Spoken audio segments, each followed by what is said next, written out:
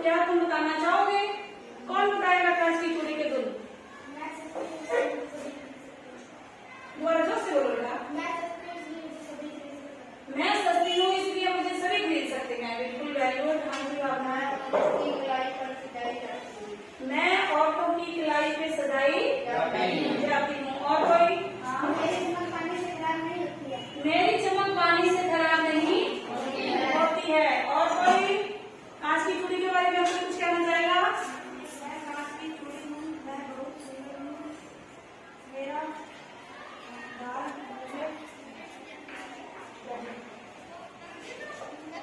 तो कांच की चूड़ी कह रही है कि मैं बहुत सुंदर हूँ, ठीक है, और मैं सस्ती भी हूँ, मैं हाथों में सजती भी हूँ।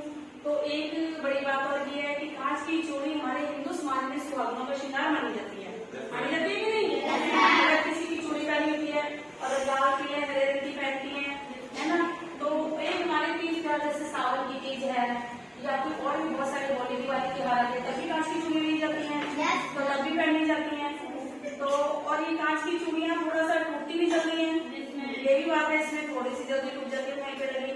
और कांच की चूड़ी कई बार हमारे हाथों में भी गड़ जाती है और हमारे हाथ में चोट भी लग जाती है।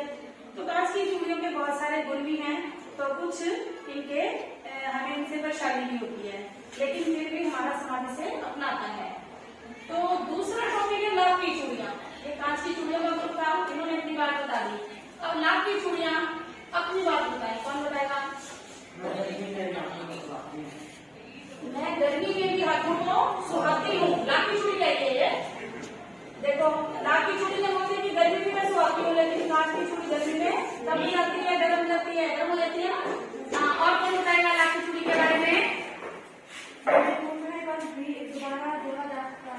हाँ, लाख की चूड़ी कह रही है कि यदि मैं टूट गई एक बार तो मुझे उसको दोबारा तुम जोड़ सकते हो। जैसे कांच की चूड़ी टूटते हम जोड़ नहीं सकते, लाख की चूड़ी टूटती है तो हम उसको दोबारा जोड़ सकते हैं। और कोई और कौन बताया लाख की चूड़ी के बारे में? भाई बहुत सारी चीजें ना।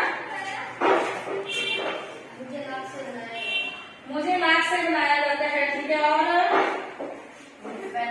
पहले के जमाने में बहुत ज्यादा पहना जाता था। इसको पहले के जमाने में लाख की चूड़ियों को ज्यादा पसंद किया जाता था, ये कहना चाह रही हूँ। हमारी ये काटने की स्टोरी भी है, शायद बदलू पापा के लिए कुछ लाख की चूड़ियां बनाते हैं ना, वो भी है ना। तो और कोई और क्या बताओगे? लाख की चूड़ियां सस्ती होती है या महंगी होती है? हाँ, कांच की चूड़ी से लाख की चूड़ी ज्यादा महंगी होती है। और कांच की चूड़ियां थोड़ी हमें ज्यादा अट्रैक्ट करती हैं, ज्यादा आकर्षित करती हैं, और लाख की चूड़ियां थोड़ी कम सुंदर होती है, लेकिन आजकल लाख की चूड़ियां और भी ज्यादा अच्छी बनने लग गई हैं। और कोई लाख की चूड़ी के बारे में कुछ कहना चाहेगा? तो बेटा जो तुम लोग लिख के लाए हो सवाल, ये कांच की चूड़ी, ठीक है, और ये लाख की चूड़ी, ये सभी तुम लोगों ने जो लिखा है इस पे इसके गुण क्या है, ये कैसे काम आती हैं, तो ये तुमने बहुत अच्छा लिखा है।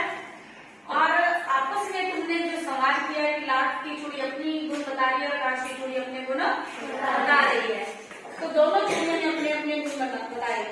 अब जब तुम इन्होंने गुण बताया, इन्होंने गुण बताया, जो तुम आपस में बात करते हो इसको बोलते हैं सवाल शैली। क्या बोलते हैं? आपस में जब अपने विचारों का आदान प्रदान एक तरीके से करते हैं तो उसको हम बोला जाता है कि सवाल के द्वारा हमने, यानी भाषित के द्वारा हमने अपनी बात को रखा। तो जो आज हमने कांच की चूड़ियां, लाख की चूड़ियां अभी पढ़ा है और सवाल किया है क्रिया को क्या, तो कल सभी तुम अपनी वर्कबुक में, कार्यपुस्तिका में और कापी में लिख के लाओगी, ठीक है। और ज्यादा ढूंढना इसके बारे में कि इसके ज्यादा और क्या गुण और अवगुण और जो भी इसकी शैली है चूड़ियों की, तो और कितनी हम पढ़ सकते हैं, ठीक है बच्चों? ठीक है, तो हमारा अगला विषय देखते हैं कि हमने किस पर सवाल करना है, या कोई सरल काम पे करना है, व्याकरण पे करना है, तो उसकी अपने तैयारी कर क्या होगा, ठीक है? ओके बच्चों।